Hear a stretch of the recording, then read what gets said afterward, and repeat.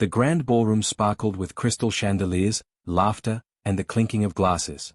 She drifted through the crowd, a vision of confidence in a tight, black dress that left just enough to the imagination. Eyes followed her everywhere, some admiring, some cautious. But none mattered, until him. The capo approached with that dangerous smirk he always wore, leaning in just close enough for her to hear. "Tell me, are you a virgin?" His voice was smooth, teasing, but carried an edge that made her pulse quicken. Her lips curved into a mischievous smile. "Losing it, today," she whispered back, letting her words hang between them like a spark waiting to ignite. Unbeknownst to her, the Mafia boss had been standing nearby, quietly observing. His dark eyes narrowed, pupils dilating as he registered her words. A vein of jealousy throbbed in his temple. "How dare someone else play with her the way I want to?" He stepped forward, and suddenly the room felt smaller, the chatter fading around him. The capo straightened, sensing the shift in the air.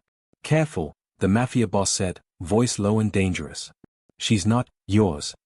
The heroine froze, caught between excitement and fear. The Mafia boss's presence was magnetic, suffocating. His jealousy was palpable, radiating like heat.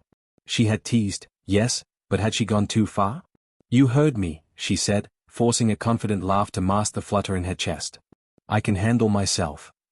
The Mafia boss's jaw tightened.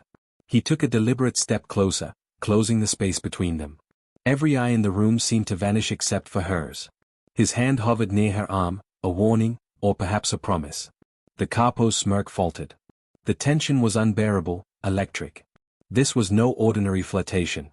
She realized she'd just stepped into a dangerous game where hearts and power collided. And judging by the intensity in the Mafia boss's gaze, losing control tonight might be inevitable. The room spun slightly as the Mafia boss leaned closer, voice a low growl that only she could hear. "Be careful. I don't like sharing." Her lips parted slightly. She wasn't sure if it was fear, excitement, or something far more dangerous, desire. The night had just begun. The music in the ballroom throbbed, but she barely noticed it. All she could feel was the heavy heat radiating from him, the Mafia boss who now lingered close, watching her every move. His jaw was tight, dark eyes shadowed with something dangerous. Jealousy. The capo, still smirking, tried to maintain his composure, but it was clear he sensed the shift. Every time their eyes met, the Mafia boss's stare sharpened, cutting through him like a blade. The power dynamics had changed, and the capo was suddenly on uncertain ground. She felt a thrill run through her chest at the intensity of the attention. There was something intoxicating about the danger that clung to him, the way he seemed ready to claim her at any moment. But that same danger also made her pulse race with a hint of fear. "Enjoying the party?" the Mafia boss asked, voice low, teasing, but with a hardness that made her shiver. She turned, startled by the closeness. He was practically in her space now, his presence suffocating and thrilling all at once. She tried to respond with a playful smile. "Yes, very much," she said, but her voice was shaky. He noticed and tilted his head, lips curling into a dark grin. "You shouldn't toy with people like him," he warned, nodding toward the capo. "Not if you want to stay unharmed." She laughed lightly, but the sound was brittle. "I wasn't." He cut her off with a sharp glance. "I saw what you whispered. I don't like it. I won't allow it." His possessive tone made her stomach flutter in ways she hadn't expected. The capo stepped back, sensing the danger, but the Mafia boss's attention never wavered from her. His jealousy wasn't just a warning, it was a claim. And suddenly, she realized that she wasn't just caught in a game of flirtation anymore. She was the prize. The tension lingered as he leaned closer, so close she could feel the warmth radiating off him. "Remember," he murmured, voice low and husky, "I don't like sharing." Her breath hitched. Desire and fear intertwined in a dangerous dance, and she couldn't tell which she felt more. The night had just begun, and already, the rules were clear, she belonged to him, at least in his eyes. Later that evening, the crowd thinned, leaving the mansion echoing with soft music and distant laughter. She moved toward the balcony for air, hoping to collect her thoughts after the tension in the ballroom. But before she could reach it, a shadow fell across her path. The Mafia boss stood there, broad and imposing, dark eyes glinting in the dim light. He didn't ask to join her, he simply appeared, a presence that demanded attention. "Enjoying the party," he murmured, but the words were more a warning than a question. His tone was low, dangerous, and impossibly magnetic. She swallowed, heart hammering. I think so," she stammered, attempting a smile that didn't reach her eyes. He stepped closer, closing the distance until she could feel his warmth, his subtle power radiating around them.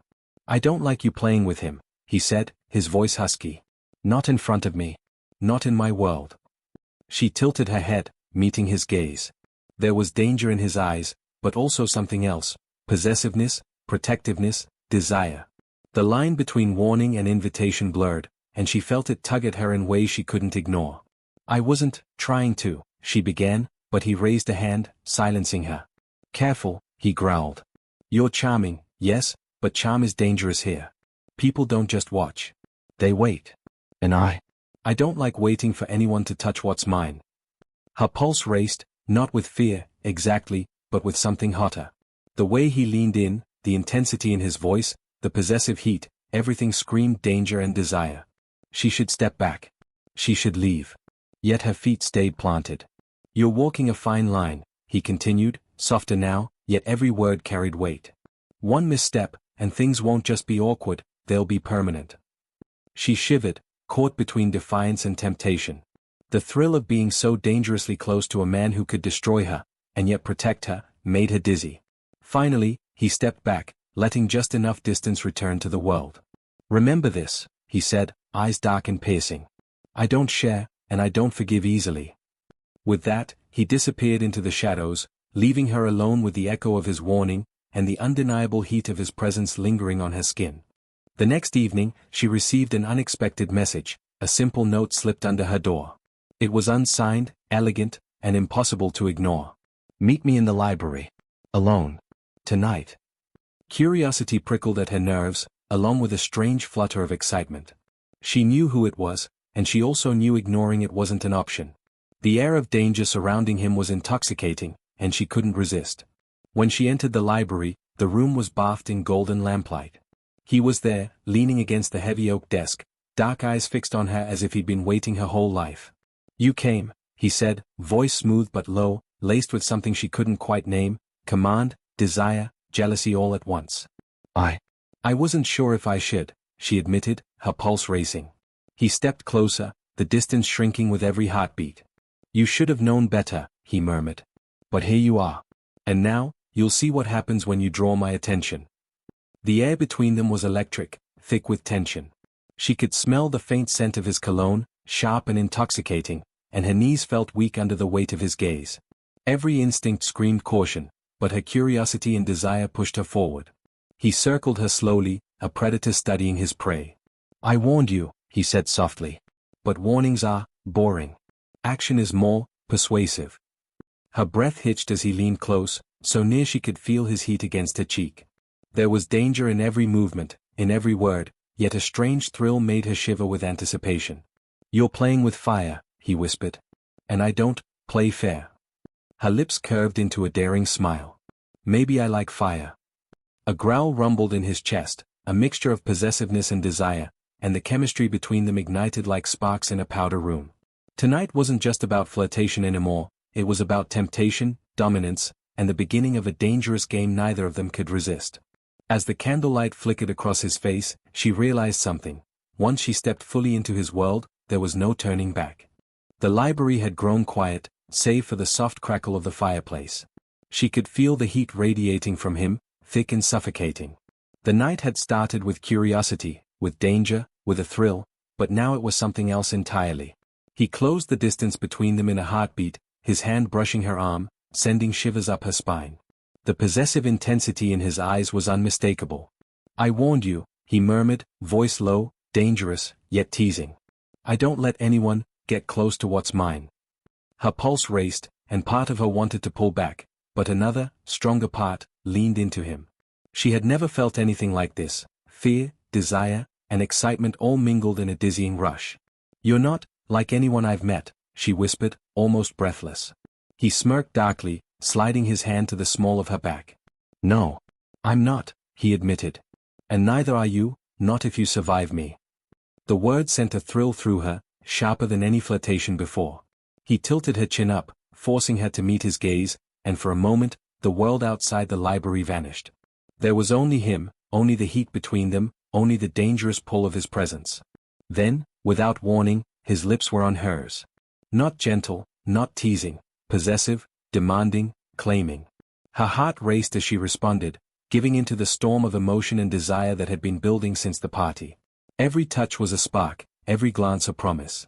She realized she wasn't just playing a game of seduction anymore, she was crossing into territory she couldn't return from. He pulled back slightly, resting his forehead against hers, breathing heavy. "Do you understand?" he whispered, dark eyes glinting. "Once you're this close, once we cross this line, there's no going back. You're mine tonight." A shiver ran down her spine, not from fear, but from a dangerous, thrilling desire she had never known. The night had shifted from temptation to possession, and she knew, deep down, that the rules had changed forever. Outside, the party continued, oblivious. But inside the library, the world belonged to them, and to the storm of passion that had finally been unleashed. The morning after, the mansion felt colder, quieter, but the tension from the night before lingered like smoke. She moved through the halls, trying to shake off the memory of his hands, his lips, the possessive claim in his gaze. But it was impossible. Meanwhile, the Capo was far from idle. His smirk had vanished, replaced with a calculating stare. He'd seen what had happened. He knew she had crossed lines he hadn't, and the Mafia boss's jealousy was now a weapon he could manipulate. Secrets were brewing, lies waiting to spill. She caught a glimpse of the Mafia boss in the study. Dark-suited, sharp, impossibly commanding. His eyes locked on hers across the room, and the intensity of his gaze made her stomach twist with both fear and excitement. He didn't speak. He didn't need to. One look said it all: "I'm watching. I'm claiming. Don't test me." Later, alone in her room, she questioned her choices. Was she reckless? Bold? Foolish? Every touch, every whisper, every stolen moment pulled her deeper into his orbit.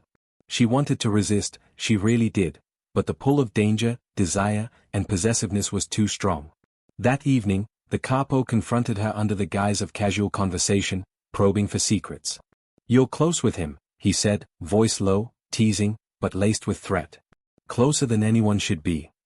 She forced a laugh, hiding the tremor in her chest. I can't help it." His, intense. The Mafia boss appeared behind her suddenly, hand on her shoulder. The Capo froze. "She's mine," the boss said, dark and dangerous. "Your curiosity ends here." The Capo's eyes flickered with anger, and maybe fear. For the first time, he realized she wasn't just a prize to toy with. She had someone watching over her, protecting her, claiming her, and he was powerless. That night, she lay in bed, thoughts tangled. Secrets, jealousy, lies, they swirled around her like a storm. But one truth was undeniable: she was falling, dangerously, impossibly, into the arms of a man who didn't just want her, he owned her.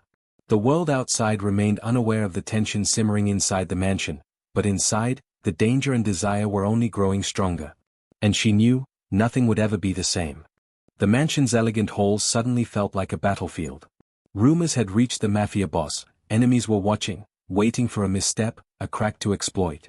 The Capo's jealousy was no longer just personal, it had become dangerous. She sensed it too. Every glance from strangers seemed loaded, every whisper hinted at secrets she wasn't meant to hear. The Mafia boss had warned her before, but now the threat felt real. She was caught between desire and danger, and the thrill of it made her pulse race. He appeared by her side unexpectedly, a shadow in the dim light. "You shouldn't walk alone," he murmured, his hand brushing hers just enough to send shivers up her spine. "It's not safe, not for anyone near me." Her heart skipped a beat. His possessiveness, once thrilling, now carried weight. He wasn't just jealous, he was protective, ruthless, and terrifying. And the thought of losing him, or worse, letting the Capo or an enemy touch her, made her stomach twist with fear and desire. The Capo tried again, cornering her in a quiet hallway. His words were honeyed, threatening, trying to tempt her into revealing more than she should. But the Mafia boss appeared behind her, dark and imposing, the kind of presence that made the air crackle. "She's mine," he said quietly, but the power behind it could silence a room. The Capo's smirk faltered. Threats weren't enough anymore, he needed strategy. The Mafia boss's jealousy and protection made it clear, she wasn't just a pawn. She was the prize. Later, alone with the Mafia boss, she realized just how intoxicating danger could be. Every brush of his hand, every low growl in his voice, made her pulse faster. She wanted him, needed him, but part of her feared what this game was doing to her, how deeply she was falling into his world. You feel it too, he whispered, his lips brushing her ear. The danger. The thrill. The pull. And yet, you don't run. She shivered, caught between fear and desire. I don't want to. He smiled darkly. Good. Because running isn't an option. In that moment, she understood, this wasn't just a flirtation. It was a dangerous game of power, passion, and possession, and she was already losing herself to it. The mansion was quiet, almost eerily so, as she found herself in the study once again. He was there, waiting, dark eyes gleaming in the candlelight. The tension between them had grown unbearable, jealousy, desire, and raw emotion swirling in the same space. You can't keep hiding how you feel, he said, voice low, dangerous. I see it in your eyes. Every look, every breath, it betrays you. She swallowed hard, her pulse racing. Confessing wasn't safe, not in his world, not when danger lurked in every corner. But hiding it was impossible. The pull between them was like gravity, unavoidable and suffocating. I don't know how to stop feeling, she whispered, letting the words trail off. He stepped closer, bridging the space between them, and the fire in his gaze made her shiver. You don't have to, he said, voice husky. I felt it too. I've tried to fight it, but I can't. You're mine in ways even I can't explain. Her breath hitched, caught between fear and exhilaration. The possessiveness in his confession, the dark edge of obsession, it made her dizzy, made her want him in ways she hadn't imagined possible. He leaned in, brushing a strand of hair from her face. I don't just want you, he murmured. I need you. Every look, every word, every move, it's all for me, and it's all yours. Do you understand? Her lips parted, heart pounding. I think so, she whispered, barely able to breathe under the weight of his gaze. Good, he said, a dark smile curling his lips. Because once you've felt this, once you've seen what I am capable of, there's no going back. And in that moment, she realized the truth, this wasn't just passion. This was obsession. Possession. Dangerous, intoxicating, all-consuming. And she didn't want it any other way. He pulled her close, their bodies almost touching, and whispered against her ear, you belong to me. And I'll fight anyone, anything, to keep it that way. Her body and mind trembled with anticipation. Desire and fear had collided, and she knew she was already lost. The line between love, lust, and obsession had blurred, and neither of them wanted to find it again. The night began like any other, but tension crackled in the air like a storm about to break. Whispers had reached her ears, rumors of betrayal, secrets that shouldn't have existed. And deep down, she feared what she already suspected, the Capo had been scheming. Her heart raced as she noticed subtle glances, hushed conversations, and the way the Mafia boss's jaw tightened whenever the Capo approached. Danger had shifted from flirtation to real threat. This wasn't just a game anymore, it was a war over her.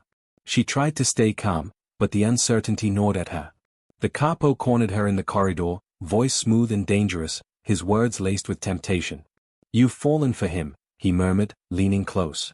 But are you sure he's the only one who wants you? Before she could respond, the Mafia boss appeared, dark and menacing. His eyes, black and unyielding, locked onto the Capo. Step back, he warned, voice low but deadly. Every ounce of possessiveness and jealousy radiated from him. She's mine. Don't test me. The Capo smirked briefly, but the smugness faded as the Mafia boss's presence swallowed him whole. He had underestimated the depth of the bond between the two, the obsession that had already claimed her heart.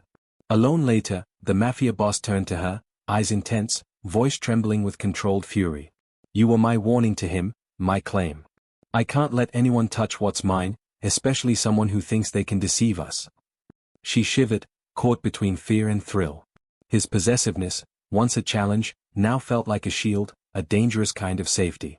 She realized then that she was no longer just his temptation, she was his obsession, his prize, and his responsibility. I won't let him hurt you, he said, softer now, brushing a hand over her cheek. No one will. Not ever. The betrayal had shaken her, but it had also made the truth undeniable. In this world of danger, jealousy, and desire, there was only one man she could trust completely. The Mafia boss was her protector, her danger, her obsession, and she was lost to him completely. Outside, the night carried whispers of deceit, but inside the mansion, passion, loyalty, and dark desire bound them tighter than ever. The night was still, but the mansion hummed with the tension of everything that had happened. Betrayal had been exposed, Danger had loomed, and jealousy had ignited, but now it all came to a head. She found herself alone in the grand study, heart racing. He appeared without warning, dark and commanding, eyes locked on hers. No words were needed. The air between them was thick with desire, possession, and an unspoken promise. "You've been through a lot tonight," he murmured, stepping closer. "But you don't need to fear anyone anymore. Not him. Not them. Only me." Her pulse quickened as he closed the space, hand brushing against her cheek, thumb tracing her jawline. She leaned into him instinctively, drawn to the heat, the danger, the possessiveness that had consumed every part of her since the first glance. "I belong to you," she whispered, voice trembling yet defiant. He smirked, dark and satisfied, then pressed a hand to her waist, pulling her flush against him. "You don't just belong," he murmured, lips brushing hers. "You're mine, completely." Passion ignited between them, every touch, every kiss a declaration of ownership. The fire they had been holding back for weeks finally erupted, overwhelming and undeniable. Her body responded to his in ways she had only imagined, caught in the storm of desire, fear, and thrill. "You're mine," he repeated, voice rough, possessive, and unwavering. "And I'll fight anyone, anything, to keep it that way." She gasped as he kissed her again, claiming her in every possible way. The world outside the mansion ceased to exist. There was only heat, lust, and the intoxicating blend of danger and passion that bound them together. Hours felt like minutes as the storm of desire swept over them. When it finally ended, they remained in each other's arms, hearts racing, bodies entwined. She knew there would be challenges, threats, and jealous rivals.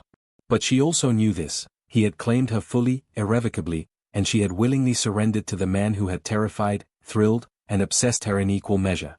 The mansion, once a place of whispers and schemes, now echoed with the quiet rhythm of two hearts claiming each other, a passion that would never fade.